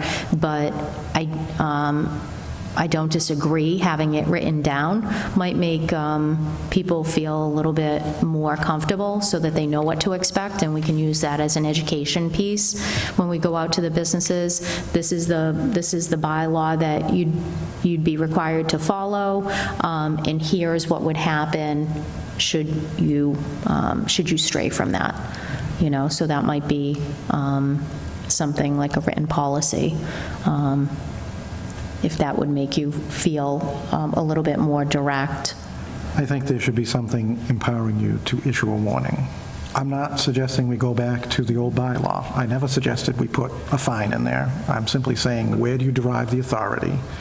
Because I don't see it in the document. So to me, you're going to go in, or you're going to adopt a policy that is in contravention of the bylaw. There's nothing in here that says that you can issue a warning. So whether it's language that Mrs. Goodrich come up with, I'm not asking it tonight. I'm just saying I think you need to be empowered within the bylaw to do what you're suggesting. I don't think that's a policy issue. The policy is derived from this.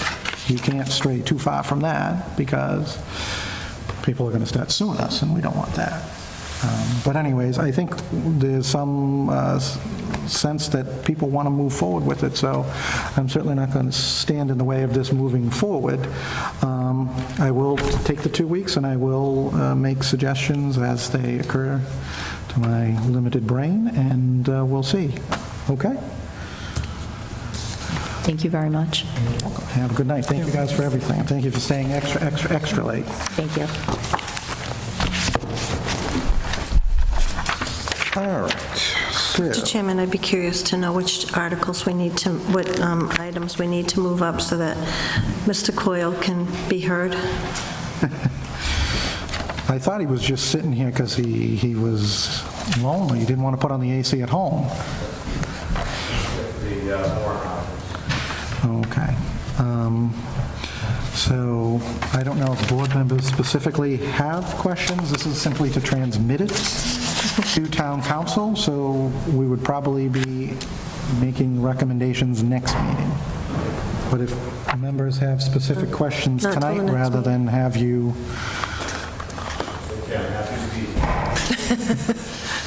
Good. That's the right answer. All right. Well, thank you. Thanks, Have a good Phil. night, Thank Phil. you. Thank you. You take care. All right, so the only other thing, I know we have to go back to the communication item, but that seems to be a rather minor thing, so I'm just going to ask that we take Board of Selectmen General Item 6G, actually 6H, out of order. So moved. Is there a second? Second. All those in favor? All those opposed? It is a vote. All right, is there a motion to transmit the town meeting warrant to town council for review? We will be making recommendations, from what I understand, next meeting, but if people have questions, they should certainly feel free to let Julie know so that she can do her usual 5-second, it's there. Is there a motion to transmit this to Mr. Hennigan? I'll make a motion to transmit the town meeting warrant to town council. Is there a second? Second for discussion. Discussion. Is that enough in the motion to approve the warrant? Is that motion clear enough? We're transmitting it, but we're supposed to be voting to approve it for final approval? I just want to be sure that the motion covers it. Actually, I believe, I mean, the motion could cover to transmit it to town council. I think it would maybe to amend that to just say to approve the draft warrant, because it's a draft until he does go through it and approve it. So maybe just adding that word would help. I'll amend my motion to include approve. Okay, is there a second? Second. Is there any further discussion? There being none, all those in favor, say aye. Aye. Any opposed? It is a vote. All right, we have gift acceptances, and we actually have town manager item. 2 items back on the first page. Oh, yes, we do have Communications that. and 6C. I was trying to ignore that. Well, we can go back to communications. We have a letter from a young student from Webster who is involved with the Natchog River Young Marines out of Connecticut. And apparently, part of their proposal or their work is to promote Red Ribbon Week, which has something to do with living a drug-free life. The request is to have a proclamation issued by the Board of Selectmen in support of the same. Discussion? Mrs. Goodrich? Thank you. So, I would just point out that we've had other requests to designate certain weeks for proclaiming an event or a cause from out of state, and we haven't we haven't supported those in the past. Is there anything else? Hearing none. I agree with Mrs. Goodrich. I think it's a worthy effort. I would certainly support sending this to the school department for their review to see if this is something they can work into their programs, seeing that it is seemingly geared towards youth and youth athletes as well.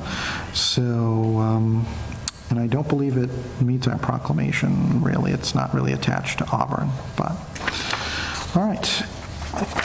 I would agree.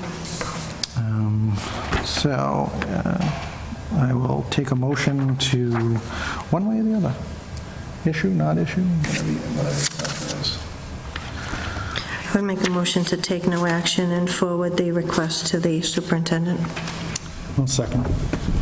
Is there any further discussion? Hearing none. All those in favor? All those opposed? It is a vote. Okay. We have discussion on an applicant for the Finance Committee. Board members will remember that a long-serving and now former chair, Kevin Hussey, chose not to seek reappointment after many years on the committee, and he serves in an at-large seat, and we do have a individual who, on their form, checked off Finance Committee. So the question is, do we want to bring this person back for an interview, or if the prior interview suffices? I will say my only concern on that is Ms. Kavanaugh is, for all intents and purposes, the chair, and part of our process usually involves the chair of the committee. I would not want to deprive her of an opportunity to interview the individual.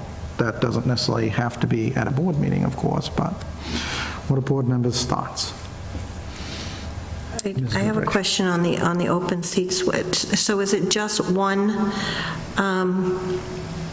seat, or do we also have a precinct seat available? Just the one at large? Through the chair, if I may add, following the meeting where the Board of Selectmen interviewed the candidates for it's the ZBA associate position at the time, the board had suggested to the candidates and to me that I reach out to the candidates that were not selected to see if we could engage them somehow at their volunteer service in another area. So we did specifically call both candidates, and Mr. Marshall expressed an interest in the Finance Committee. So while he did check it off on here, he also, that was followed up with a phone call that we had with him a couple of weeks ago, that he was definitely interested. No, it's a matter of how I don't think we've had this situation in the time I've been on the board, but... So I'll make a motion that we put this on the agenda for the next meeting and forward this application to Mrs. Kavanaugh for her review and comments. Is there a second? I'll second. Is there any further discussion? There being none, all those in favor? Aye. All those opposed? It is a vote. Through the chair, can I just clarify, so we'll be on the agenda for the next meeting for a vote for appointment and Yes. to invite Mrs. Kavanaugh to the meeting, or to invite... If she chooses, or if she just wants to review. Or the chair, because they're going to reorganize at their meeting next Wednesday. Okay. And I guess Invite the chair. So can we maybe make a motion to amend it to invite the chair if they're going to... We don't know who's going to be voted chair. Okay. Amended, are you willing to second the amendment? All those in favor? And then lastly, do you want us to, at this point, contact Mr. Marshall or not? I don't have additional questions. I don't know if, it depends on whether the chairman of the Finance Committee would feel it necessary. Okay. We'll reach out once we know I who would the say the same. I volunteer would is. ask whoever the chair may be, Great. We'll do that. and we'll follow it up. All right. Having dispensed with page 1, we have gift acceptances. We have a couple of, this AID initiative is really quite popular, by the looks of it. It is, and just, I had explained to Mr. Carpenter when we met on the agenda that some of these donations from businesses are going to fund AEDs to be placed on school grounds, and some will be placed on non-school grounds, so other town facilities. Dr. Brunel and I had a discussion, and initially we were dividing the vote to accept the donations between the school committee and the Board of Selectmen, depending on where the particular is placed. And we just thought it would be probably a better approach to have both the Board of Selectmen and the school committee vote on all of the donations that come in, and then we'll place them at the appropriate place. But this way, the thank you letters that go out to these companies that are donating will come from both the board and the school committee. Nice. Thank you. Our first one is from TM Solution, Inc., $2,500 for the AED equipment. Is there a motion? Motion to accept with gratitude and sign on to the joint thank you with the school department. Second. All those in favor? All those opposed? It is a vote. Second, from Webster 5, $1,300 for the AED initiative. Is there a motion? Motion to accept with gratitude and sign on to the joint thank you letter with the school department. Second. All those in favor? Aye. All those opposed? It is a vote. We have to the animal control, Kathleen Sabina Animal Compound, a donation from Fur Friends of Auburn in the amount of $500, some cat and dog beds. Is there a motion? Motion to accept with gratitude. Second. All those in favor? Aye. All those opposed? It is a vote. Last but not least, we have a donation of a refrigerator from Home Depot to the Highway Department. It is approximate value of $800. Is there a motion? Motion to accept with gratitude. Second. All those in favor? Aye. All those opposed? It is a vote. We have no proclamations and recognitions. So our next item is discussion on the volunteer recognition event next week. So the subcommittee met earlier this evening with the head count that we got, which was 7 people. It was our recommendation to the full board to cancel the event. So it is up to the board what they would like to do.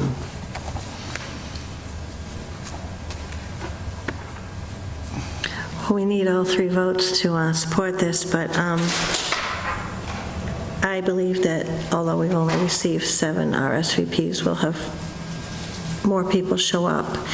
And even if we don't, 7 of our volunteers RSVP'd to be thanked and recognized. So I think it would do a disservice to those 7 people to cancel the event. That's just my thought.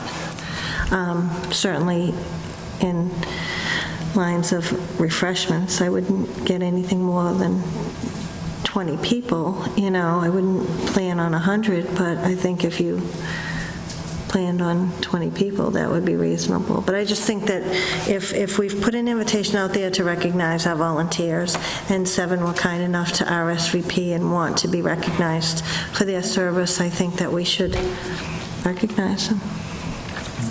But I'm 1 vote, so whatever, But we can't do anything without all 3. Oh, you are right. God, I feel powerful. Well, I'd like to hear, I'd like to know if there's any discussion on my thoughts.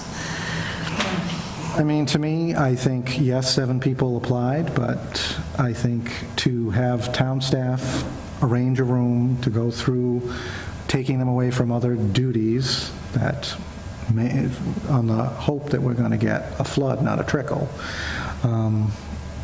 is optimistic. I appreciate the optimism, but I don't feel confident that we're going to get a lot of people.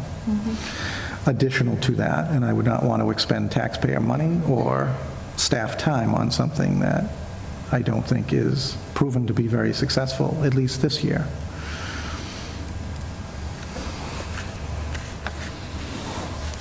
So I'd like to hear from Mrs. Jacobson, her thoughts on how much staff time would be expended on this if it were just to set up a small room. Yeah, I was going to say, at this point, we could check the schedule for next Monday evening for the planning board room and see if that's available. It just doesn't, it's really not conducive to walking around and talking, so you'd probably want to just keep it here. It shouldn't be, I mean, I shouldn't speak for DPW, but I think DPW and Parks could set it up in probably a matter of 15 minutes, reset it up again. And that would be during their regular workday?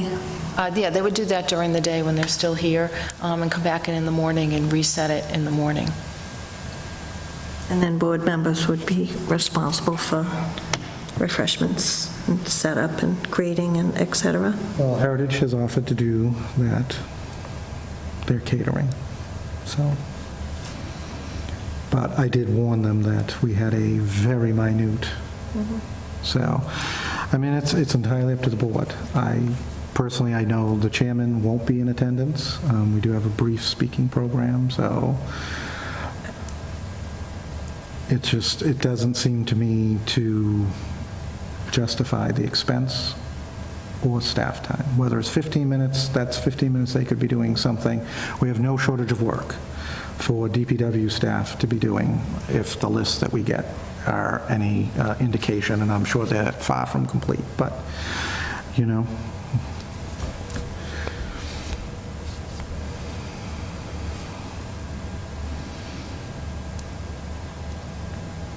You're going to vote however you're going to vote, Doreen. I'm struggling with it. I mean, we've sent an invitation out. It's, Now, why don't we do this? Take a 5-minute recess. Is there a motion for a 5-minute recess? So moved. Is there a second? second. All those in favor, say aye. Aye. We're out for 5 whole minutes. There is, you know, continues to be a conundrum, so I'm going to ask for a motion either way. Through the chair, since I was asked if I can just not weigh in, because I don't want to have any part of the decision either way, but to just say, as far as staff time, this, for a small group, we really, Eddie and I could actually do, I mean, we could do the setup, Parks could do the setup, it's not a lot of time, as much as it would be if it was a very large group. That is a lot of time. I do think a lot of staff time has gone into it already that we can't get back, but again, we do that because the board wants to acknowledge and thank their volunteers, and so it's staff time that's part of our jobs, and that's fine. So please don't use our staff time as a reason to go forward or not go forward. We're happy to do whatever the board wants us to do for recognition. Absolutely. And certainly I didn't mention it to blame anybody. I know. No, I'm just saying, for, as far as having, you know, how much time it's going to take, it really wouldn't be too bad. We don't, it's not like having 100 people. That would take a lot of time. Yeah, well, I mean, it's up to the board what they want to do. So is there a motion either way? I'll make a motion either way, to cancel the volunteer recognition event for September 16th. Is there a second? I'll second it for discussion. Okay. Mrs. Goodrich. I'm still uncomfortable uninviting people who we've requested to recognize. And I will be here. Okay. So, sounds like the motion's not going to pass. Would somebody like to withdraw their motion? I'll withdraw my motion. Would somebody else like to make a motion? I don't think we need one. I think it would be good. The committee gave you a recommendation. You're choosing to ignore the subcommittee's recommendation. So as a subcommittee member, I would love that we're going to keep it because we really believe in this event.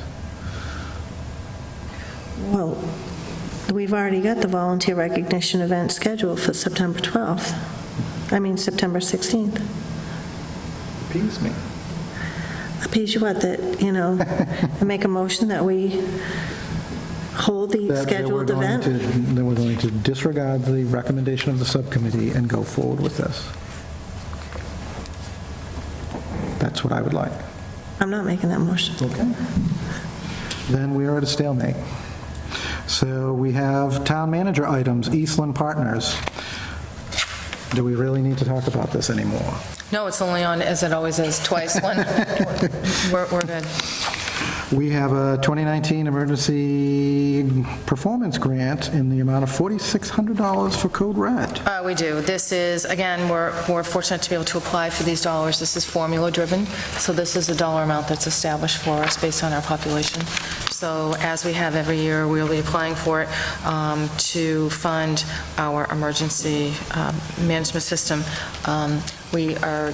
We have looked at other systems to see if there's anything out there that's better. We're actually having a talk next week when we meet with the local emergency management, but we're very happy with the Code Red service, so if I can, I would like to ask the board to just amend the vote to allow us to apply to fund our emergency notification system, just in case, as opposed to just specifying Code Red. I believe we will be staying with Code Red. It's been great. I think there's a concern about transitioning to a new system and getting people used to a different system, but just in case, I don't want to disrespect a potential discussion by the LEMPC. So I'd rather put, if the board would make a motion to authorize, accept, and expend in the amount of $4,600 to partially fund our web-based emergency notification system. Sounds like a good motion. Anybody willing to make it? I'll make a motion to authorize and,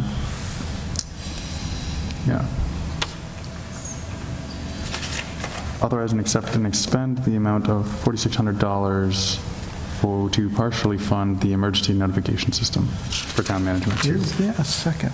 Second. Is there any discussion? There being none, all those in favor? Aye. Thank you. It is unanimous. We have another municipal grant. We do. We have an opportunity to apply to the state under a program. I believe this grant is due in early October, so it's not quite due yet, but I know we've been working on it since June with CMRPC. So CMRPC had reached out to us to see if we would be interested in working with them to apply for funding to, under this grant program. I think I mentioned this maybe about a year ago, that internally we started talking about developing an ADA transition plan, and it's a massive undertaking. It's a lot of staff time. We quite honestly don't have the time or the resources to do it all on our own.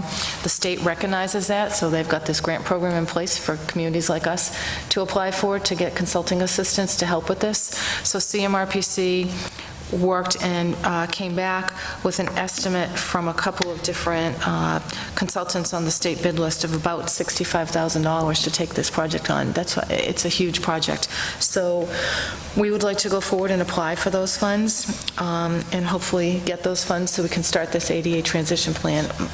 My guess is it would probably take, it's anywhere from 12 to 18 months to put this thing together. It's large. And then once it's together, it's the whole implementation of the strategies that are identified in the plan. So this is a multi-year project, so this will be the first step in applying. I do want to let the board know that we did try to do some of this internally. We put together an internal committee. We had Bill Coyle, Joanna Paquin from DPW and Engineering, Caleb Moody, the building commissioner, Adam Menard, the planner, and Joe Fahey from the school department, all of whom were trying to find the time to get all this done. And clearly, it's just such a large undertaking. Even for a consultant, that's a large project. So we would like to go forward with CMRPC and apply for the grant and see if the state would fund it, and then we can get on our way with this. Question, the dog park. I know it's in design. Is that being designed to be ADH compliant? Yes. Okay. All right. Any questions on the grant proposal in front of us? The park itself the dog park itself would be ADA compliant because it's a new facility and you have to follow that. Of course, the hard part is it's going into an existing park, not all of which is ADA compliant. So over time, with a plan like this, you would have to look at all your parks, have to look at all your facilities, and make any improvements to the ADA accessibility, but the park itself will be designed to be ADA compliant. Yeah, I just don't want to spend the money twice to make it ADA compliant, I guess. Is there any questions, comments, concerns? Is there a motion? Motion to authorize, accept, and expend grant funds up to $65,000 for ADA improvement. Second. All those in favor? Aye. All those Opposed? It is a vote. All right. The only other thing we have is minutes of June 24th, 2019, and July 15, 2019. Are there any errors, omissions, or corrections? Hearing none, these are accepted as submitted. And with that, if there's nothing else from board members, I'll accept a motion to adjourn. Motion to adjourn. Second. All those in favor? Aye. All those opposed? It is a vote. We are adjourned.